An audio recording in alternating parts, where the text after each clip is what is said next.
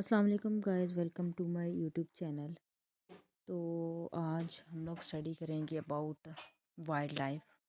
ठीक है, wild life research. तो टॉपिक होगा हमारा कि ethics of wild life research, कि हम कैसे जो है वो वाइल्ड लाइफ को जो है वो रिसर्च करते हैं। वाइल्ड लाइफ बेसिकली क्या होता है, सबसे पहले तो ये अंडरस्टैंड करना जो है वो ज़रूरी होता है, इम्पॉर्टेंट होता है कि वाइल्ड लाइफ बेसिकली क्या होता है। तो वाइल्ड लाइफ की बात करें तो वाइल्ड लाइफ में एनिमल्स आ जाते हैं। ठीक है, आपने पहले भी पढ़ा होगा। वाइल्ड लाइफ में डिफरेंट किस्म के जो है एनिमल्स आ जाते हैं, जैसे एलिफेंट हो गया, ठीक है, जिराफ है, कोई भी डियर है, बियर है। इस तरह की डिफरेंट जो एनिमल्स उनके बारे में पढ़ना, उनको हम कैसे जो प्रोटेक्ट कर सकते हैं अगर वो एक्सटिंक्ट कर रहे हैं, उनमें कोई भी डिज़ीज़ है वो कॉज हो रही है, उसके क्या इफ़ेक्ट्स हैं।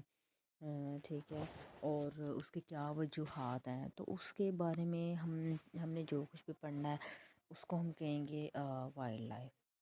तो कहते हैं the 3 Rs: replacement, reduction and refinement constitute ethical and legal constraints on research of animals in laboratories, but no parallel constraints designed for research on animals in the wild are available.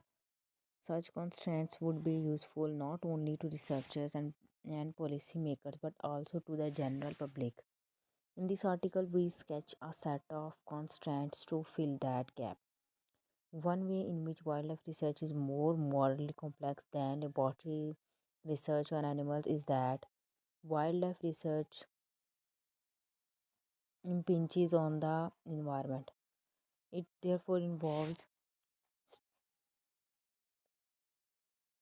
stakeholders over and above the target animals and the people who benefit from the knowledge gained from the research. Stakeholders whose interest can conflict. Indeed, there has long been tension between advocates of animal welfare and managers of animal shelters on the one hand, and advocates of environmental welfare and managers of ecosystems on the other. So the steps we have to be taken for this are, अगर हम first step की बात करें,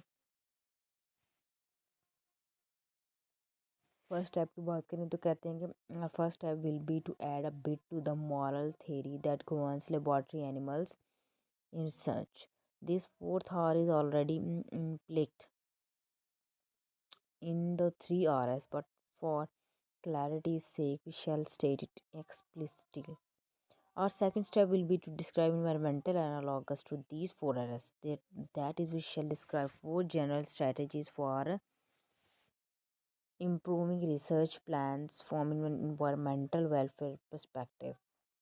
Just as a traditional 3 or 4 animal RS describes ways of making research on animals less harmful and therefore more moral, so our parallel environment RS will describe ways of making research on the environment less harmful and therefore more moral.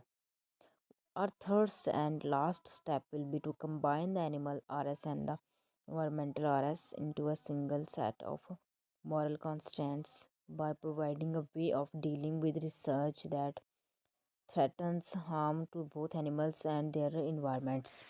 तो कहते हैं ecosystem harm क्या होता है, अगर हम research कर रहे हैं एनिमल्स पे, वाइल्ड लाइफ पे, तो इससे इकोसिस्टम हार्म भी हो सकता है। Unnecessary preliminary is to stipulate what we mean by harm to ecosystems. For a detailed account of harm to animals, along with most environmental researchers, we consider an ecosystem's health to be a function of its integrity, a complex term. By ecological integrity, we mean the stability, resilience, and robustness of the system. System with high ecological integrity, as defined here, rebounds from significant disturbances but maintains its ability to evolve both collectively and in its constituent parts. The more ecological integrity there is, the healthier the ecosystem is. So this was all about our today's topic. So thank you.